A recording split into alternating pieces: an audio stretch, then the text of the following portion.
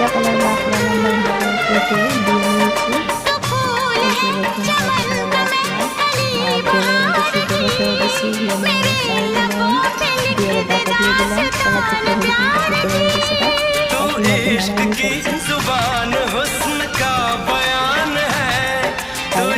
নিতেছি। তারপরে আমি পাতায় ডাকলেই ভালো লাগছে। তারপরে দিয়ে নিতেছি কাঁচা লঙ্কা আর 4-5টা রসুন দিয়ে পেস্ট হয়ে গেছে। আর দেখুন একবারে হয়েছে না, তাই 2বারে অনেক কষ্ট করছি, কিছুটা পেঁয়াজ দিয়েছিলাম। সোমবারে সরিষার তেল দিয়ে শুকনো লঙ্কা আর দিয়ে দিলাম কালো জিরে, দিয়ে দিলাম নুন, হলুদের গুঁড়া দিয়েছিলাম, দিয়ে দিলাম, তারপর আবার দিলাম জিরার গুঁড়া, ধনিয়ার গুঁড়া। এই কলার চোখলা বানানো আমি প্রথমবারই করতেছি, আর করছি না, তো শুনছি নাকি খেতে ভালো হয়, সেই জন্য আজকে করে দেখলাম। তারপর আর যা দিকে দিকে অনেকটাই শুকিয়ে যাবে।